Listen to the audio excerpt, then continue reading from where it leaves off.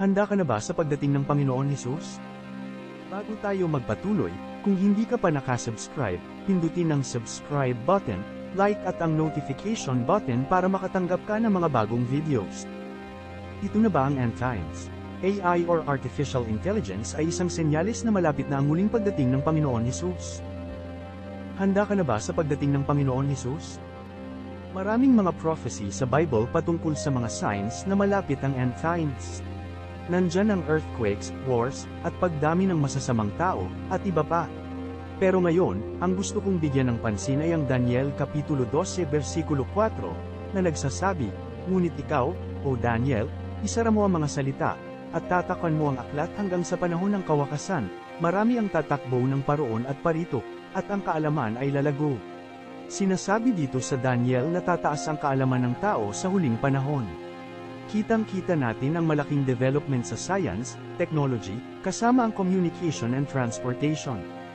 Ang ilang mga tao ay naniniwala na ang AI ay may papel sa pagtupad ng ilan sa mga prophecy sa Biblia tungkol sa end times, tulad ng pagdating ng Antichrist, ang Mark of the Beast, at ang Tribulation.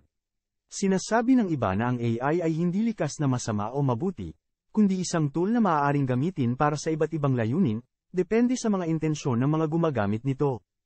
Walang tiyak na sagot sa tanong na kung ang AI ba ay sign na malapit na ang end times, dahil hindi malinaw na binanggit ng Biblia ang AI o anumang tiyak na teknolohiya. Pero may ilang mga verses na inuugnay sa AI at end times. Halimbawa na lang, sa Daniel Kapitulo 7 versikulo 23 hanggang 25, nakita ng propetang si Daniel ang isang pangitain ng ikaapat na halimaw na iba sa mga nauna, at may 10 sungay at maliit na sungay na nagsasalita ng mayabang at sumasalungat sa Diyos. Sinasabi ng mga ilang interpreter na ang halimaw na ito ay ang kumakatawan sa future world empire or system na empowered by AI, at ang maliit na sungay ay ang Antichrist na gagamit ng AI upang linlangin at usigin ang mga Christians. Sa Pahayag Kapitulo 13 versikulo 11 hanggang 18, inilarawan ni Apostol Juan ang isa pang halimaw na lumabas sa lupa at may 2 sungay na parang kordero, ngunit nagsasalita na parang dragon. Ang halimaw na ito ay gumagawa ng mga dakilang tanda at mga kababalaghan, at pinasamba ang mga naninirahan sa lupa sa unang halimaw at sa larawan nito. Ito rin ay nagiging sanhi ng lahat ng tao na makatanggap ng marka sa kanilang kanang kamay o noo. Kung wala ito ay hindi sila makakabili o makakapagbenta. Sinasabi ng ilang komentarista na ang halimaw na ito ay isang false prophet o isang leader ng religion na gagamit ng AI para lumikha ng isang nakakakumbinsi na image ng Antichrist, at ang Mark of the Beast ay isang katulad ng biometric identification o implant na nakaugnay sa AI. Sa Mateo Kapitulo 24 versikulo 21 hanggang 22, binalaan ni Jesus ang kanyang mga disipulo na magkakaroon ng panahon ng malaking kabagabagan na hindi pa nakikita mula pa noong simula ng mundo. Kung hindi pa ikliin ang mga araw na yon, walang sino man ang mabuhay. Sinabi rin niya na ang mga huwad na Mesiyas at mga bulaang propeta ay lilito at magsasagawa ng mga dakilang tanda at mga himala upang linlangin maging ang mga hinirang.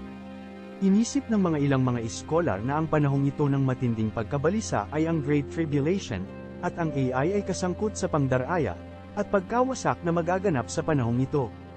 Ito ay ilan lamang sa mga posibleng paraan na maaaring magkaugnay ang AI at ang end time.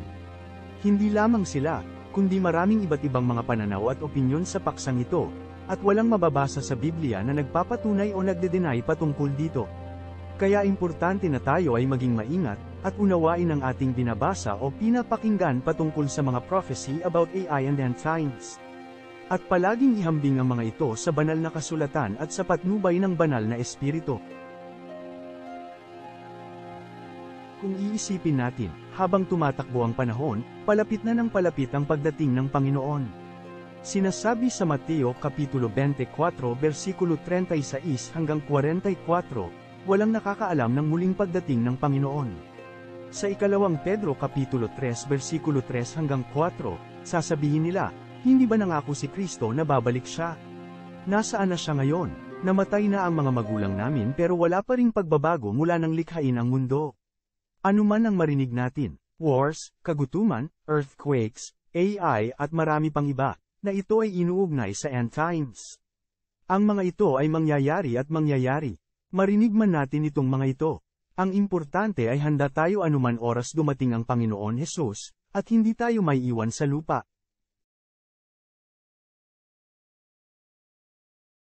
Kung may mga katanungan ka o may gusto kang talakayin ko, isulat lamang sa comment below. God bless you.